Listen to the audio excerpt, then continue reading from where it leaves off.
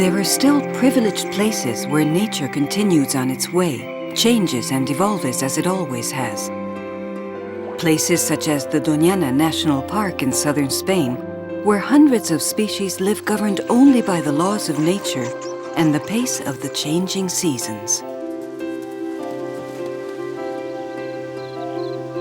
But what happens when unchecked human activity alters these conditions? What happens if we reduce the spaces, if we change the climate, if we eradicate those species that bother us or get in our way? What would happen if the Iberian lynx disappeared? Dr. Astrid Vargas does not want that question to ever be answered. At the El Acebuche Breeding and Captivity Center in Doñana National Park, she directs the team in charge of carrying out this ambitious project of turning a dream into reality. With the sponsorship of the regional government of Andalusia and the Ministry of the Environment, the collaboration of numerous feline breeding centers around the world, and the support and backing of the entire population in the area around the park, a project has been carried out here since 2003 with the aim of breeding a sufficient number of lynxes to be able to reintroduce them into the wild.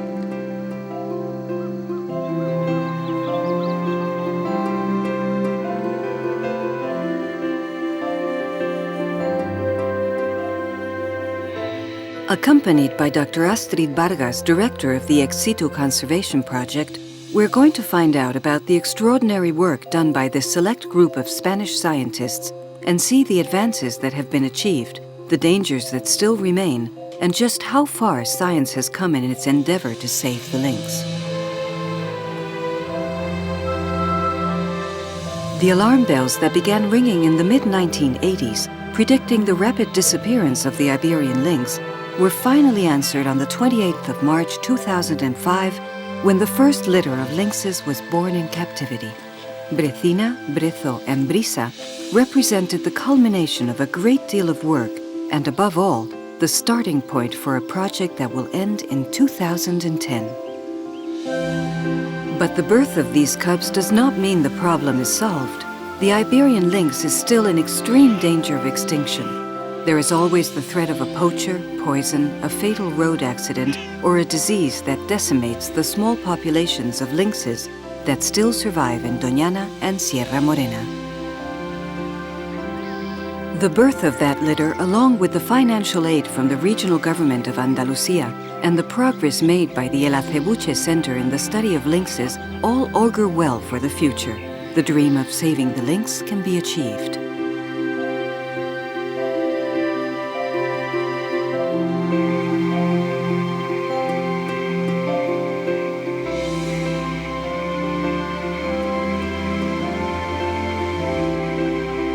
Before telling the story of how a group of scientists is trying to prevent the Iberian lynx from disappearing from our forests, we are going to discover the privileged setting which human beings have managed to preserve from their own activities so that the fauna of the Iberian Peninsula can survive.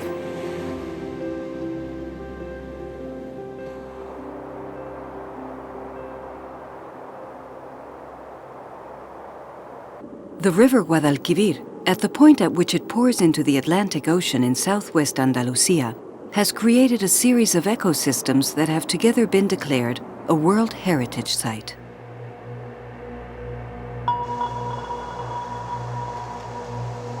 Entering from the sea, we discover 30 kilometers of virgin beaches.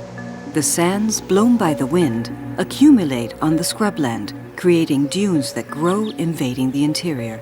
The slow advance of these constantly changing mountains gradually covers the vegetation and encircles green, humid areas that are full of life called corrales.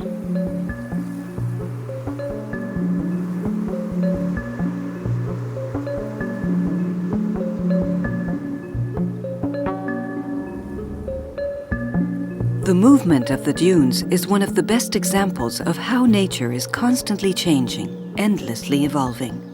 In a few years, the humid scrublands will be engulfed by an enormous mountain of sand, while what now looks like a desert will once again be covered in vegetation.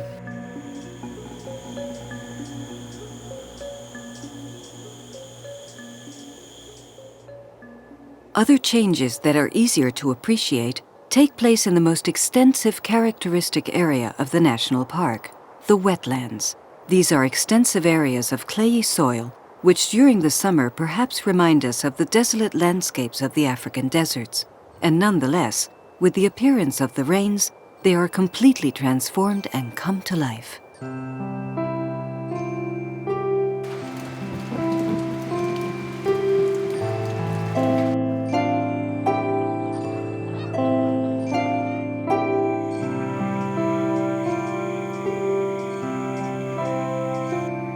The impermeable sands make it possible for the waters to flood the wetlands for many months of the year.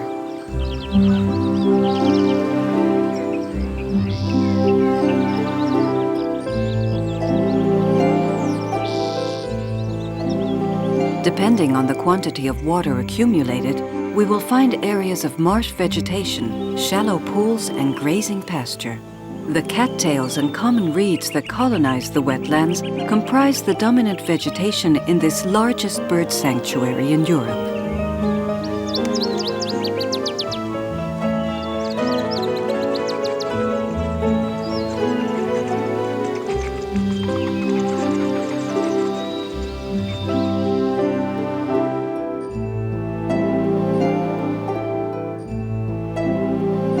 A third type of landscape is to be found at the point of contact between the sands of the beaches and the clays of the wetlands. Known as the vera, they are humid places covered in pasture and bulrushes.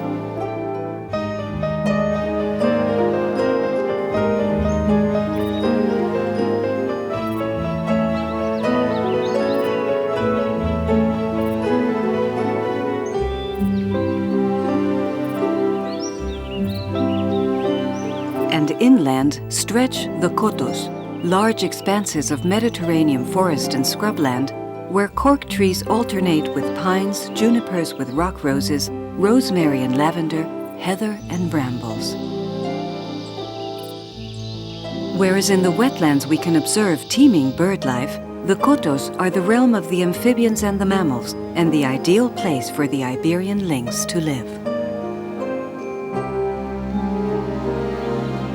Unfortunately, ideal habitats like those of Doñana are fast disappearing from the map. With the reduction of the forests, the lynx population have become isolated, which has led to endogamy with the resulting weakening of the species. To this must be added the fact that successive epidemics of myxomatosis and viral hemorrhage disease have decimated the rabbit population, which makes up 90% of the lynx's diet.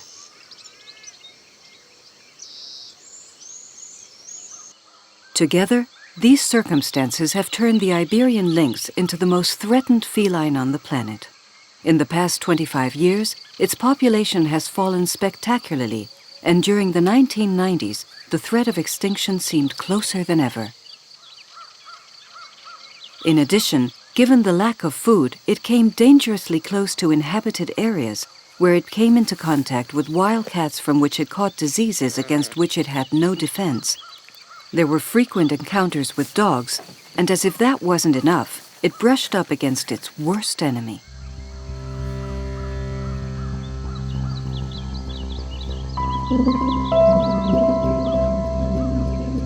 Man has not been a good neighbor for the wolf or the bear, and our treatment of the lynx would be no different.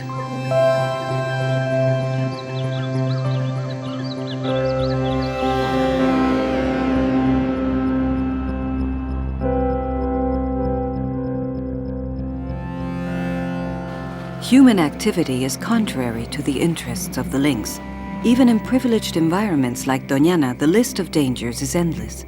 The cars on the roads, the poisoned bait set to control other species, and it is still even possible to find poachers.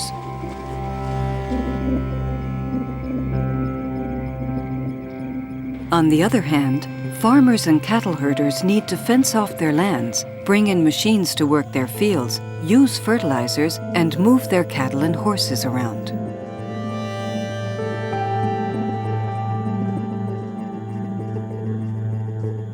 And there is also the problem of territoriality.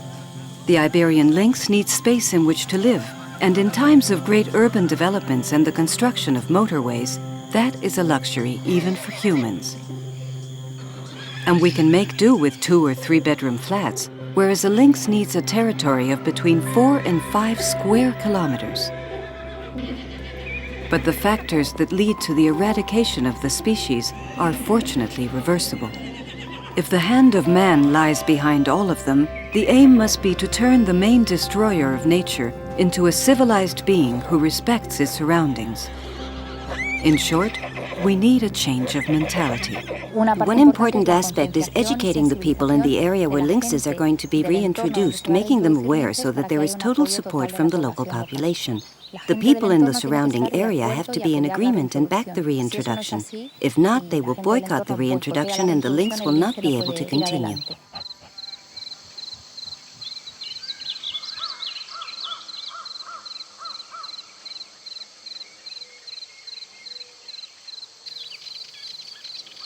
The low numbers of Iberian lynxes and the scarce and distant distribution of these led the Nature Conservation Commission to approve in February 2001 a program for the conservation of the species ex situ, that is, away from its natural habitat. The place chosen to carry out this project was the El Acebuche Center in Doñana National Park, and the person in charge of directing it was Dr. Astrid Vargas.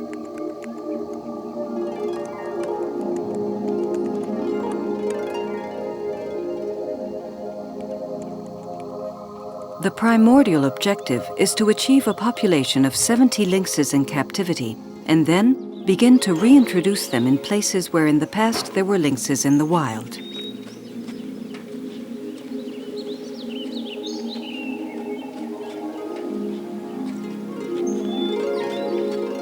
Males and females from litters of over 3 cubs born in the wild are brought to these facilities so they can adapt to their new home and procreate with the lynxes bred here.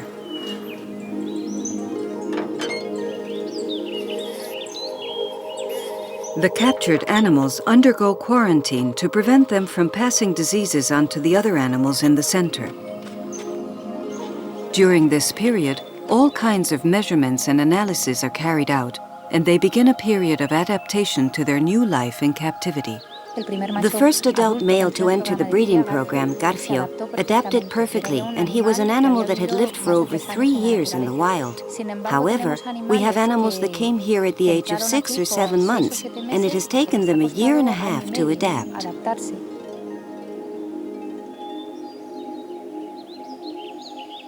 Thanks to the installation of an extensive network of fixed and mobile cameras, the team can keep a constant watch on the lives of the animals in captivity. It is not only a question of studying them, but also of protecting them, and the best way to do that is by maintaining exhaustive vigilance, but also a distance that enables the animals to feel at ease. What we try to ensure is that the animals are not stressed in the presence of their carers. We avoid domestication from all points of view. We don't want to have lynxes that can be touched nor that are excessively accustomed to humans. But we do want lynxes that don't get nervous in the presence of their carers. Another thing is what we're going to do with the future animals that are going to be reintroduced, and their contact with humans will be absolutely minimal, so it's a different kind of handling.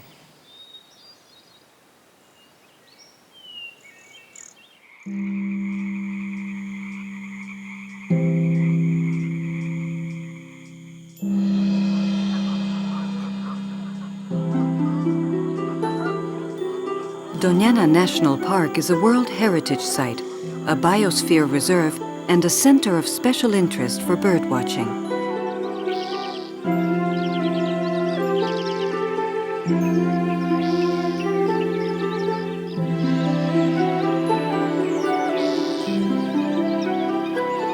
Its wetlands are among the most important in Europe. Thousands of birds stop off here on their endless migrations between the cold north and the eternal summer of the tropics.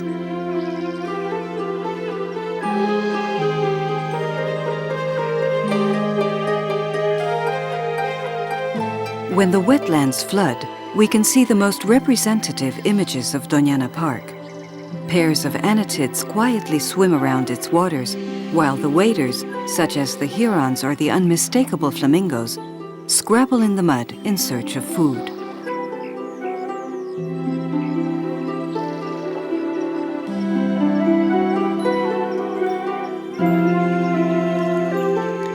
If the lynx is king on land, the imperial eagle is the master of the air in Doñana, and unfortunately, it is also in danger of extinction. Other specially protected birds are 3 species of anatids: the ferruginous duck, the ruddy shell duck, and the extremely rare white-headed duck.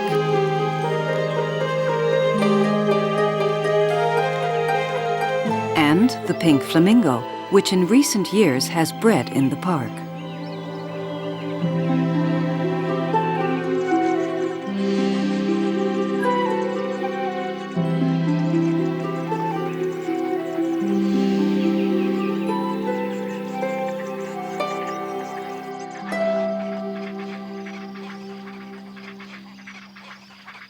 Between the scrubland and the wetlands stand the Doñana aviaries, large old cork oaks that we could say are the avian maternity rooms of Doñana.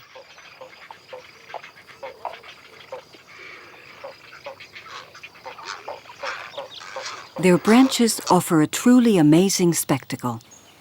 Herons, egrets, spoonbills, and even birds of prey like the short-toed eagle have built their nests here and form colonies, sometimes of thousands of individuals.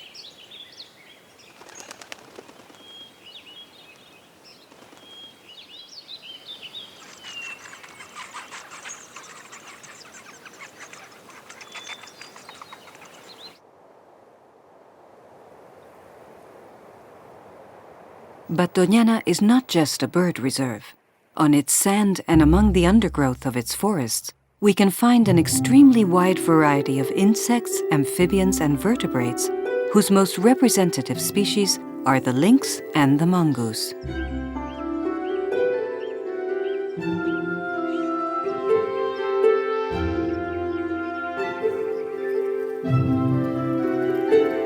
The national park is one of the best places in Europe to observe wildlife in its natural environment. Its importance is such that it must be protected by legislation to guarantee its conservation.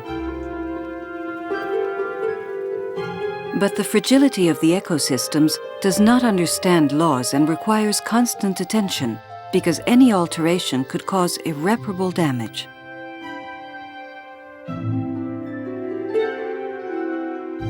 It's not easy to predict how an entire ecosystem might evolve if one of its elements disappears. The balance between predators and prey, between expanses of pasture and herbivores, between fish and birds, is essential for the entire area.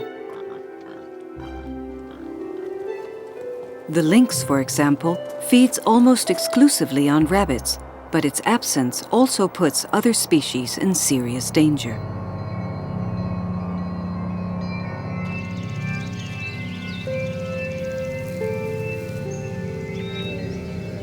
The lynx, as the king of our Iberian fauna, is feared and respected by other predators like the fox or the mongoose, which are less selective in their diets. If they proliferate, the population of other small animals would be reduced, and the food chain would be altered and eventually broken. If this happened, the ecosystems would be destroyed, and their reconstruction would be almost impossible. Today, the lynx is in extreme danger of extinction, and we will not be able to relax until its footprints once more appear in the sands of Doñana.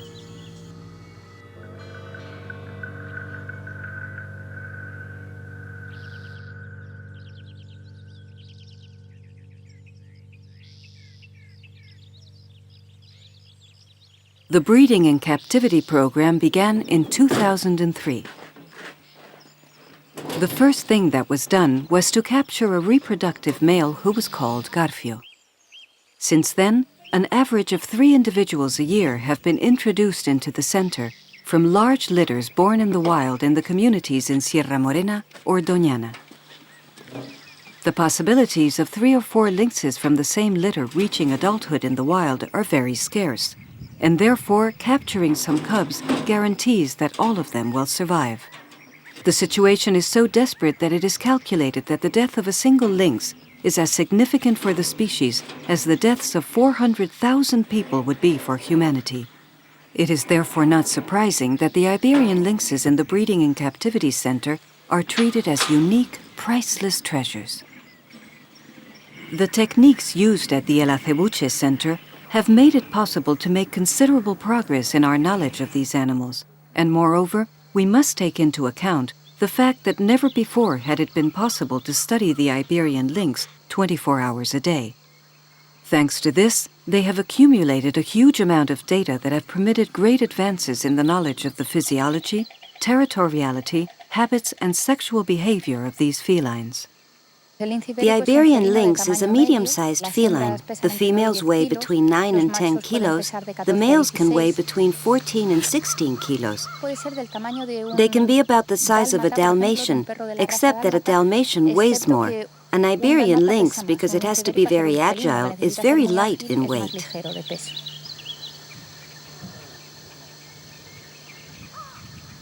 Considering all the variables, the territories can be between 5 and 15 square kilometers. The territory varies a lot depending on the density of rabbits. If there are a lot of rabbits, the territories are small, and if there are few rabbits, the territories are bigger. It also depends on the sex. The males have much bigger territories than the females.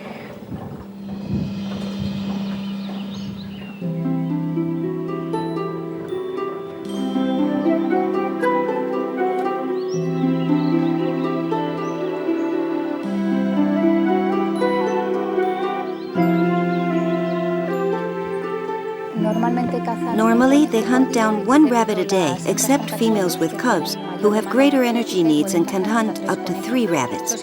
That means that they have really to work hard to hunt down that number of rabbits to keep the litter going.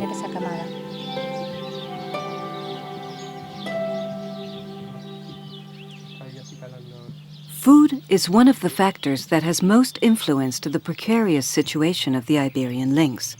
The more specific a behavior or a diet is, the more complicated it is to adapt and survive in a different environment. The lynx can, without a doubt, be considered an animal of very special tastes.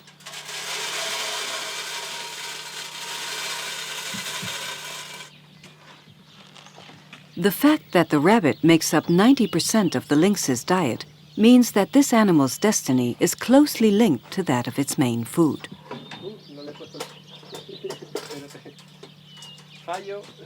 It would be futile to reintroduce the lynx into a forest that is not ready to receive it, and therefore the studies also focus on monitoring the numbers and health of rabbits in the areas where they intend to carry out this reintroduction.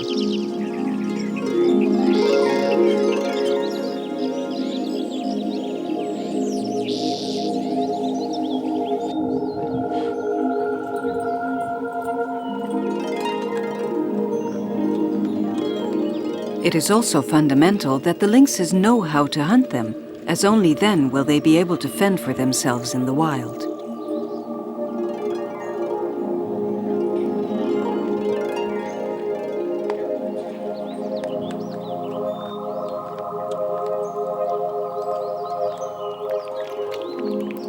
The work is divided into observation of the animals, the constant gathering of data, and their subsequent analyses.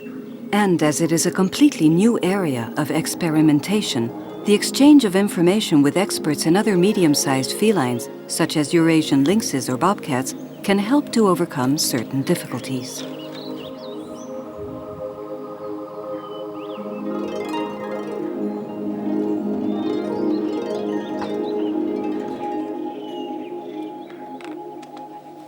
Many of the techniques are being perfected here. The truth is, we are learning as we go along.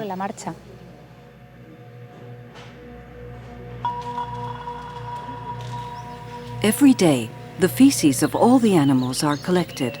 Depending on the places where these are deposited, or whether they are covered or not, many things can be learnt about the animal's behavior or relations among them. The analysis of organic remains makes it possible to study them without needing to touch them or employ invasive methods.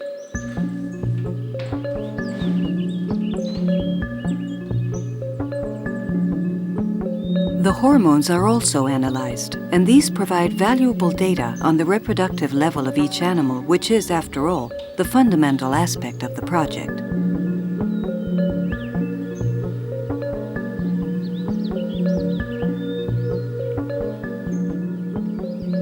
Every attempt is made to ensure that the animals live as if they were in the wild, but it is impossible to completely avoid contacts. The most notable limitation of the center is in relation to territoriality. The areas in which the animals live are no larger than 500 square meters, which prevents them, for example, from walking 7 kilometers a day as they would normally do in the wild. In addition, contacts among them are limited, so they don't harm each other in fights. The daily work is pretty intense because we work during the day, at night, at weekends. Well, the problem we have day by day is that there are many things that we are learning as we go along.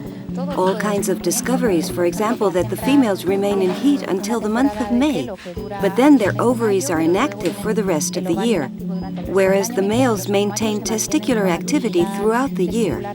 That the females can experience a condition of pseudo-gestation that can last for several months. Also, things that we're discovering in many different fields, ethology, their behavior. For example, a female that is pregnant can go into a kind of pseudo-heat, and it looks as if she's really in heat.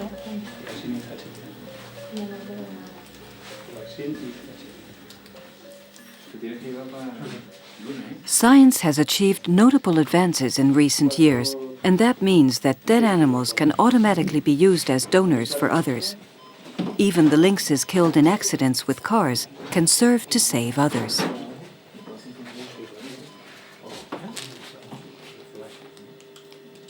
In this regard, the communication work done by the center is fundamental. The people in the surrounding area must know what is being done at El Acebuche and in what way they can contribute to saving the Iberian lynx. Simply informing Seprona that a lynx has been run over can be of invaluable assistance. We have learned one important thing, which is how to bottle feed a lynx cub from when it was abandoned at just 1 day old, and we've managed to do it. It is now 5 months old, and it's a very strong lynx. For us, that is a good experience because in the future there will almost certainly be other abandoned lynxes that we will have to bottle feed. We have been helped a lot by the experiences of other programs of breeding in captivity, specifically the Jerez Zoo, which rescued a female that was dying out in the countryside, just 5 days old, and they bottle-fed her, and they have helped us a lot with the case of Tsinara, who is the female abandoned precisely by that same mother that was bottle-fed, and then also the experiences of other feline programs in captivity.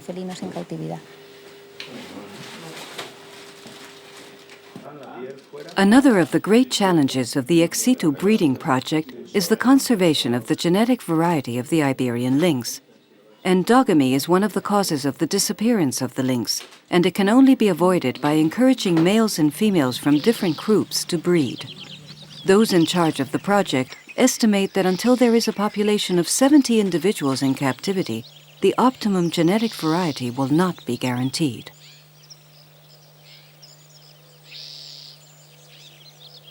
Of course, even the most conscientious studies are only theories, and in January 2005, the lynx breeding program faced its moment of truth.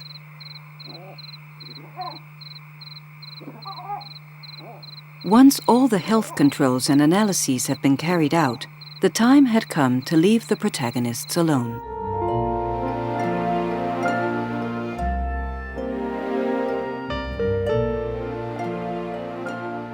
Oblivious to the expectation, Garfio and Saliega lived out an intense romance as the entire international scientific community watched on.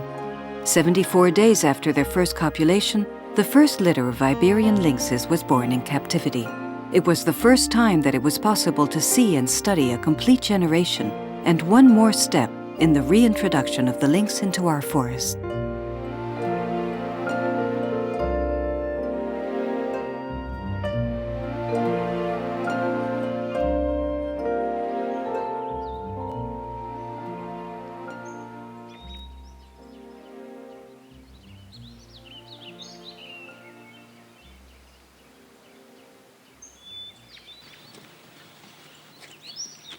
Since the middle of the 1980s, the word ecology has increasingly become a part of our everyday vocabulary, and ecologists are no longer the agitators who chained themselves to trees and clashed with the police. The concern to know and conserve nature has become something as normal as taking a walk in the countryside. And that is what attracts thousands of people to the El Acebuche Visitor Center in Doñana Park.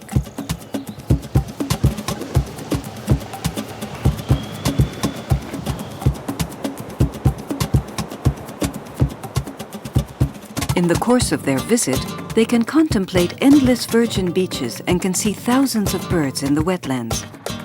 But above all, visitors to Doñana discover how the mechanisms work to produce the greatest spectacle in the world, nature.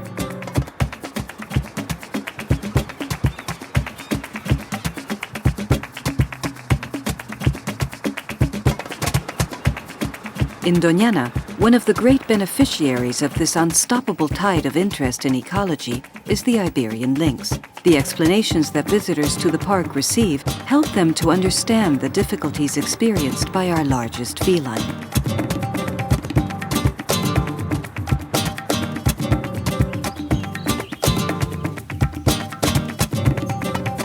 Obviously, those in charge of the park are aware that too many visitors or allowing them to move around freely would not be positive for the environment, and so the routes are properly fenced off so that human activity does not leave a mark.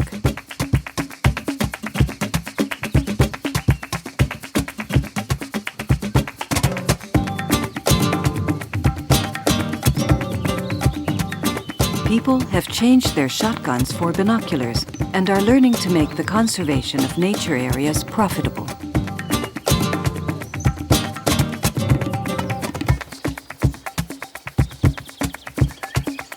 In 2010, when the reintroduction into the wild of the lynxes born in captivity begins, it will not be enough to simply ensure that the Mediterranean forests are ready to receive them again.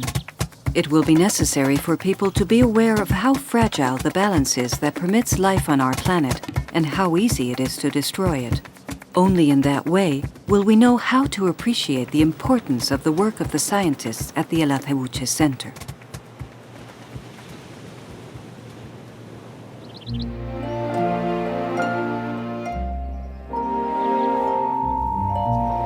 These are the best examples of the efficacy of the program for the breeding of Iberian lynxes in captivity.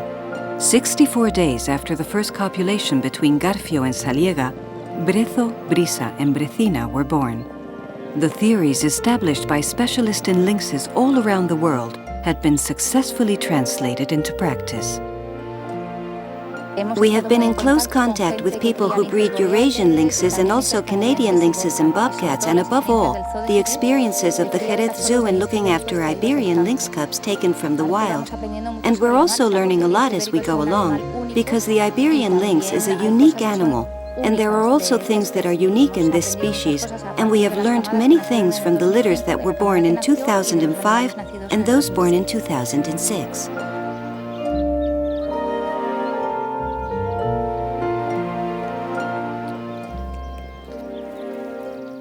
The birth of 3 Iberian lynxes in captivity was very important news throughout the scientific community and a decisive first step towards the recovery of the species.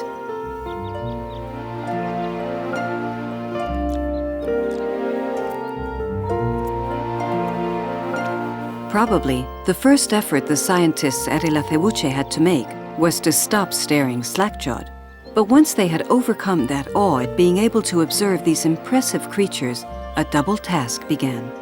On the one hand, the study of the behavior of the newborn cubs, because until then, there had never been an opportunity to directly observe the growth and development of a litter. And on the other hand, to take care of these real treasures whose optimum development could be key to saving the entire species.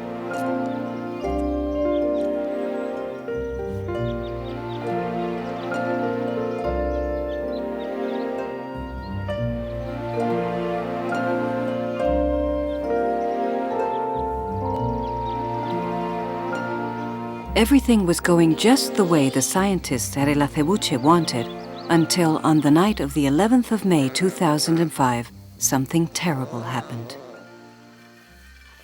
In nature, it had been observed that some cubs died before the age of 8 weeks, but the reasons were unknown. It was believed that it could be due to a lack of food, accidents, or because the mother rejected the weakest one in the litter.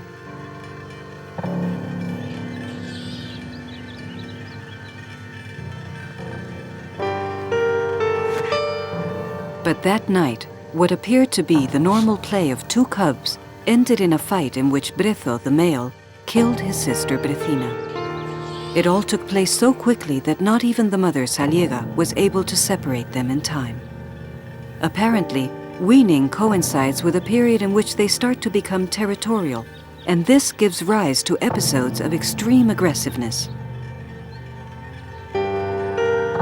No one could have imagined that 2 such beautiful and apparently defenseless cubs could have behaved that way, though sometimes it is all too easy to forget that these are wild felines. But life must go on, and in the case of the Iberian lynx, there is no time for lamentation. Until the risk of extinction of the species has disappeared, each Iberian lynx is a treasure that must be kept alive at all costs. Here we had a female that was half dead from the wild. She was called Viciosa, and she had had a fight and she came in half dead. We had her here for 3 weeks. She recovered in January. She was released in February. She returned to the wild. She gave birth, and cubs have been born to that female. And that is an interesting example that demonstrates how this center not only tries to maintain the lynx, we also try to recover lynxes that could have died and return them to the wild so that they can continue procreating.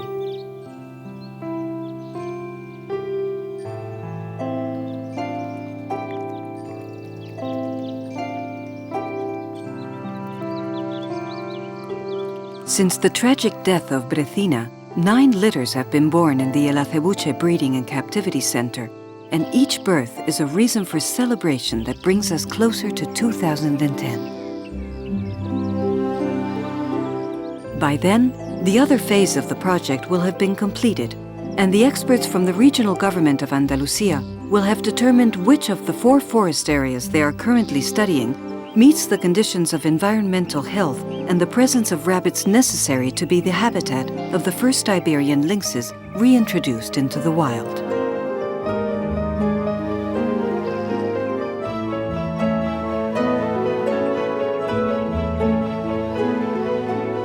Meanwhile, the scientists at El Acebuche will continue to gather data to increase their knowledge of the physiology, etiology, and reproduction of the most threatened felines on the planet.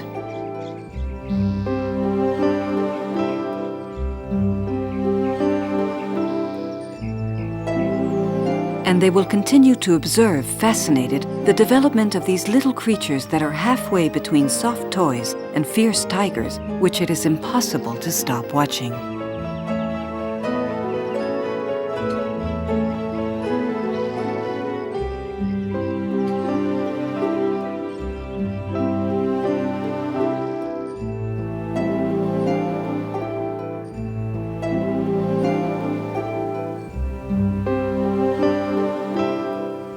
It looks as if the future will smile on the Iberian lynx. The admirable work of the Breeding and Captivity program, the restoration of optimum forest areas for the felines to live in the wild, and increasing public awareness will help make the dream a reality.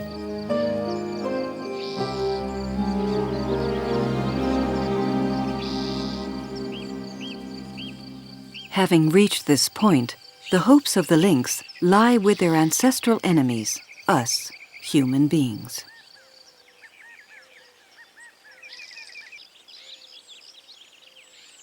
The majority of the optimal areas for the reintroduction of the Iberian lynx are in private hands and are used for hunting.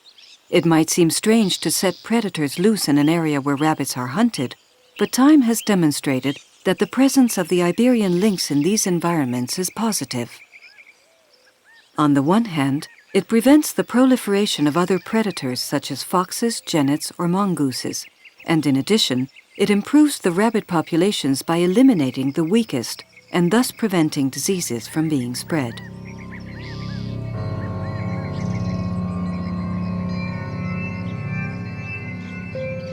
But it will not be easy. It is calculated that there are now between 150 and 200 Iberian lynxes in the wild. And the most alarming thing is that less than 10% of them are females of breeding age.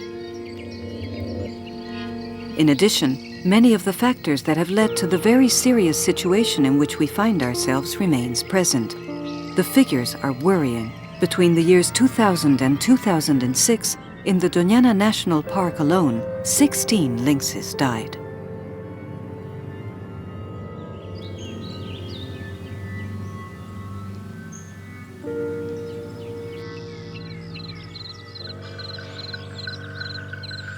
Recently, 2 lynxes were run over on the roads in Doñana, which is very sad. And a lot is being done, a lot to try to improve this system of roads because many lynxes have died in recent years. But one positive thing about this worrying event was that in both cases, the driver that ran over the lynx immediately called Seprona. This is an important change of attitude because in the past they would have been afraid, but now they immediately called to tell us, "I've run an animal over, I think it's an Iberian lynx," and Seprona immediately goes there.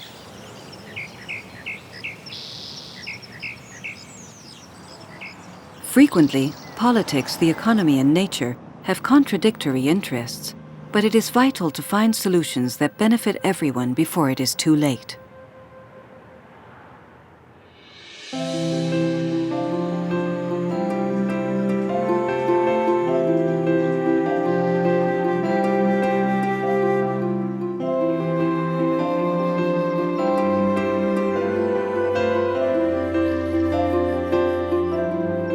Seeing a lynx in the wild is no easy matter. They are wild felines and are therefore elusive and mistrustful. However, there are still places in Spain where with luck and patience you can have the privilege of observing the king of Iberian fauna.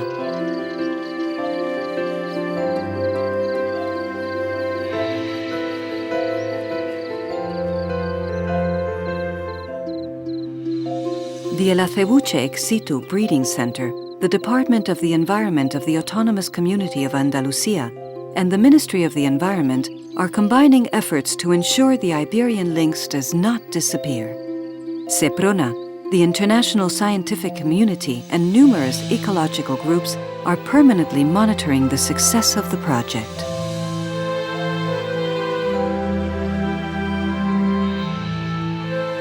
The dream will come true in 2010, when the first cubs born in captivity are reintroduced into the wild.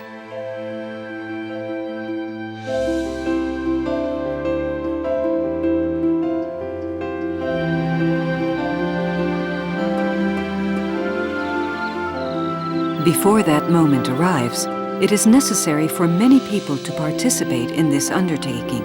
We must involve everyone. If we don't fully realize the importance of the continued existence of the lynx, nothing will have been achieved.